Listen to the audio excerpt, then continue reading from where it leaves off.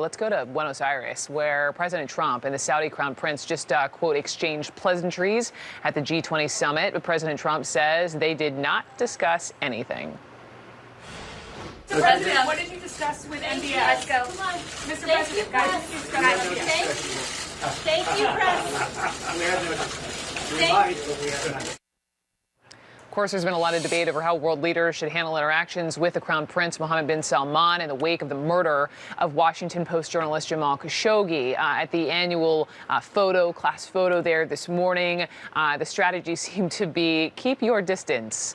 A couple of handshakes, but no one seemed happier to see the Crown Prince than Russian President Vladimir Putin. Have you seen this video? Stand by and we'll play it for you. Boom. What is that, a high five? All smiles and laughter like long-lost buddies. But this video isn't as stunning as it is chilling. Both men accused of murdering journalists who were critical of their policies. Wolf Blitzer is in Buenos Aires, Argentina, covering this G20 summit. And Wolf, just beginning with the smile and the high five between these two. When you first saw that, what did you think? Well, it was very different, Brooke, from everyone else. Almost all the other leaders, they were very cool to Mohammed bin Salman, the Crown Prince of Saudi Arabia. They didn't necessarily walk away from him. They didn't completely ignore him by any means. But there were no high fives. There were no major smiles along the lines of what we saw with President Putin and the Saudi Crown Prince. They clearly were very happy to see each other. They probably are having some substantive discussions as well.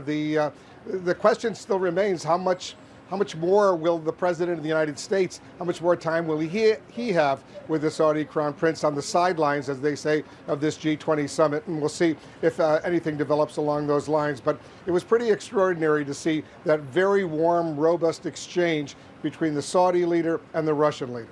The exchange, the smiles, and then you have President Trump's, as it's been described, pleasantries with the Saudi Crown Prince, the fact that MBS is there at all, potential, optics nightmare for any world leader there. How, Wolf, are other world leaders handling this?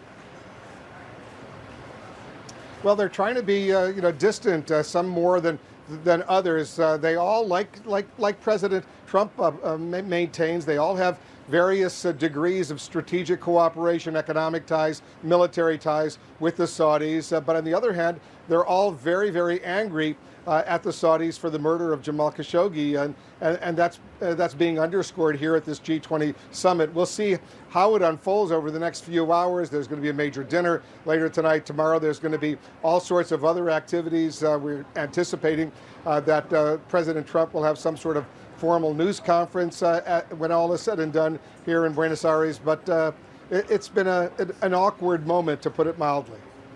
Sources tell CNN that President Trump is, quote unquote, spooked and completely distracted by all these growing headlines we've been covering this week. Robert Mueller, what happened with the plea deal with his former fixer, Michael Cohen, while he's there in Argentina. We know he canceled that meeting that was scheduled to happen with Vladimir Putin. Is he being more transparent about this, and why? He's insisting the reason he canceled the meeting as he left Joint Base Andrews outside of Washington, D.C. and was on Air Force One within a half an hour. He canceled the meeting. He insists the sole reason was because of the Russian aggression, as he describes it, involving Ukraine and the ships, the sailors. Listen to how the president explained his decision to go ahead and cancel what was supposed to be a 2-hour meeting with the Russian leader. We're not happy about it. Nobody is. And hopefully they'll be able to settle it out soon, because we look forward to meeting with President Putin. But on the basis of what took place with respect to the ships and the sailors, that was the sole reason.